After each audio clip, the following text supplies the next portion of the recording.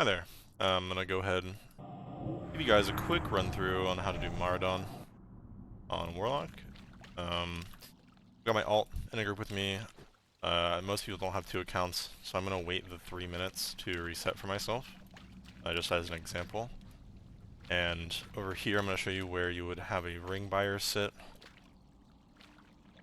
Having a ring buyer adds a lot of gold per hour. I don't like dealing with people, so I'm just gonna solo it. But you want your ring buyer to sit right here in this corner. Then you'd start making your way to your bosses. So in this pull, I'm going to pull Crocodile, Tinkerer, and Princess. And I'm going to kill them all in the same room. Spec-wise, I'm SM Ruin, actual full SM Ruin. Doing SM into DS is a little bit better.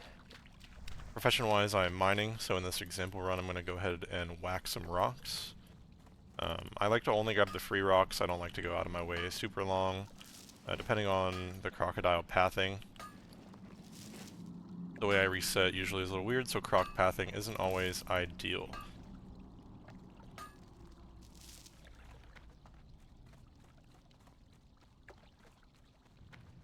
Gear-wise, I am in pretty much full Prebis. I'm missing some Shadow Wrath pieces, but 370 spell power, you don't need this much spell power. You can do it basically naked, as long as you've got minor speed on boots. That's the only thing required to do this farm. I also have a Barov's Peasant Collar, which, while is very good, not necessary, especially on Warlock. Is a little bit more mandatory on the other classes that do this farm, I believe.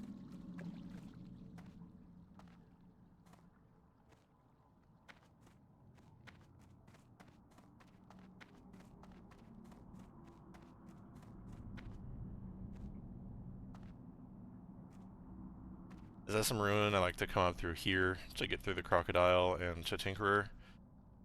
If you're SMDS, since you're just constantly healing, you can jump off the ledge towards Princess to get to Crocodile a little bit faster. But even as SM Ruin, without the demonic sack healing you, I am doing anywhere from 10 to 11 minute runs on average. So it's not necessarily needed to be a specific spec. I'm going to run past the goblin and I'm going to go towards the crocodile. So I'm going to pull them together instead of pulling them separately. That saves you a little bit of time, makes your runs more efficient, makes your gold per hour a little bit better.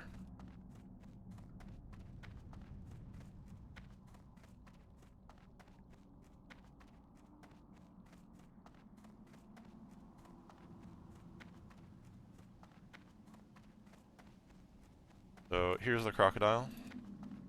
I like to mark him with a square. It's just what I like marking him as. Then what I'm also going to do is I'm going to reach over here and I'm going to mark this as a diamond, because that is the Hydra that every now and again you do pull. Hydras don't ruin your kill, they make it a little bit slower. So hopefully I pull it here and I can show an example. I'm SM Ruin, so I get to coax it and not have to deal with it. But as SMDS, it's a fearable mob, so you would just be fearing it. This is level 47, so I'm going to risk it here for this mining node. I've got time. This is a 48. It can aggro you, depending on the way it's looking while you're mining. For those curious, depending on the market, mining can add anywhere from 5 to 15 gold per hour to your runs. And just the base loot of this run is about 45 to 55 gold an hour, depending on your luck. So I'm going to pull Croc with a Doom. The reason to do this is because even though Agony is better DPS, Doom is actually going to get full value. And it did pull a Hydra,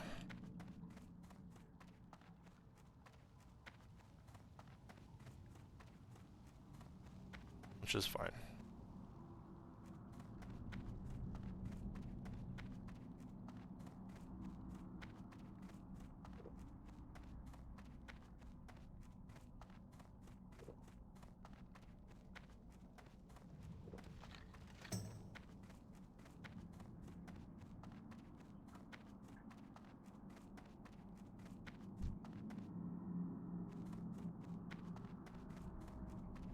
Alright, so I like to do the goblin in a pretty particular way. I open with a Shadow Bolt, Accumulate M Curse, just normal DPS stuff. Nothing crazy. Make sure I get Siphon up. Tap. I'm gonna skip that Mithril node just because why not? But that Mithril node is an example of one that I would grab for free on my way. As my dots start ticking down, I'm going to reapply them here to Goblin. Out of range. These Guardians are kind of gatekeeping me.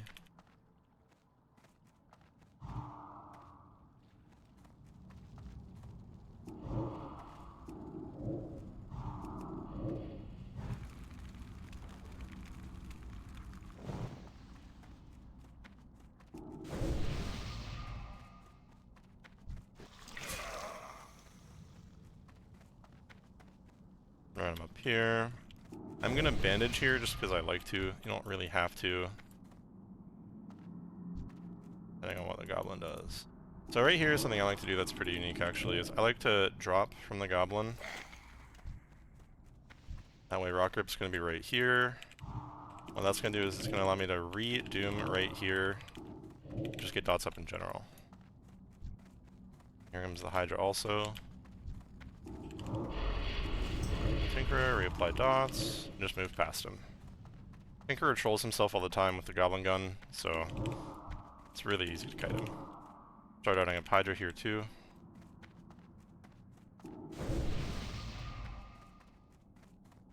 Wanted to prioritize Siphon there, that way I'm getting a lot of healing, running towards the Princess. I'm gonna be safe and go left here on these guys. Depending on the timing, you can cut right.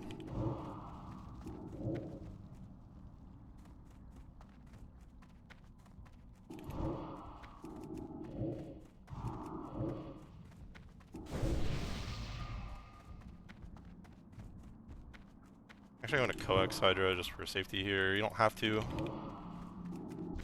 but I'm going to.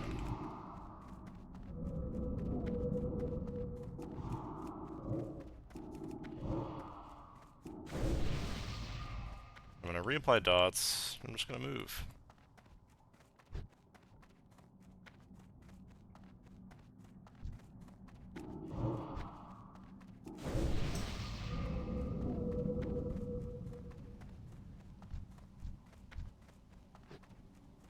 So coming down the bridge, I'm sure everyone knows, but you want to hug the left or the right here.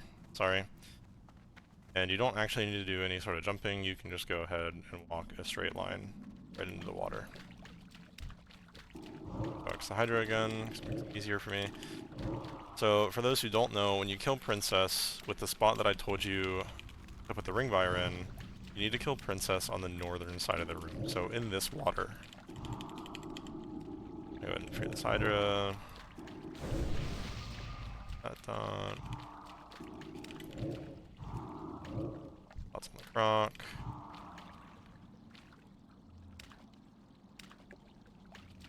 Also, I didn't get a bandit off here, which is probably a good thing. Your Hydra. I'm gonna go ahead and summon a Voidwalker. Since Goblin takes so long to get here, you're actually going to be killing the Goblin at the same time you kill Princess. What do you want from me?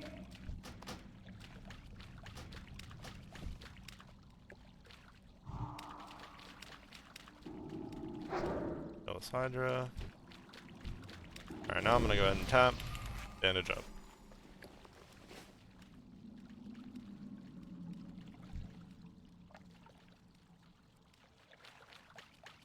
You don't have to kill Princess on the same line I do, but she's actually in a really good spot for my own comfort right here.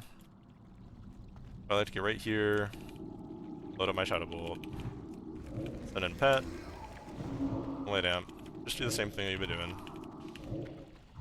Then I like to tap to full, toss a coil, heal myself back up.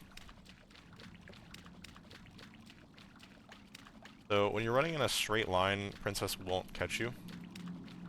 However, when you're running diagonal, so around the room, she will. I'm really comfortable here with this boss pull, so I'm gonna go ahead and get some immolates off, some extra damage while she's AoEing. Generally speaking, the safest thing to do is just run. Another thing you want to do here is you kind of want to watch your pet. If she fears it, then that gives her a long time to just connect to you. Something good for that situation where she is connected to you is a nifty stopwatch, or in my case, a Barrow's Peasant Collar, which actually might tap me here. Oh. There's our AoE. We'll pet back. Reapply dots. And just keep going. As you see, here comes Tinkerer. Put my pet back on her. I'm going to Siphon and Agony Tinkerer. Health's gonna get a little low here, but no need to panic. It's very comfortable. Reapply your dots. Also gonna pop Barrows here. Barrows actually does a little bit of damage too, it's not just for the AoE popping.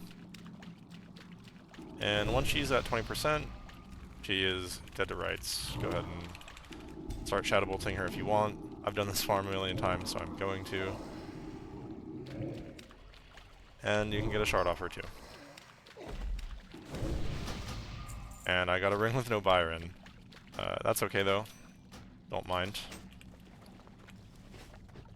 After you loot her, go ahead and come over here and loot Tinkerer.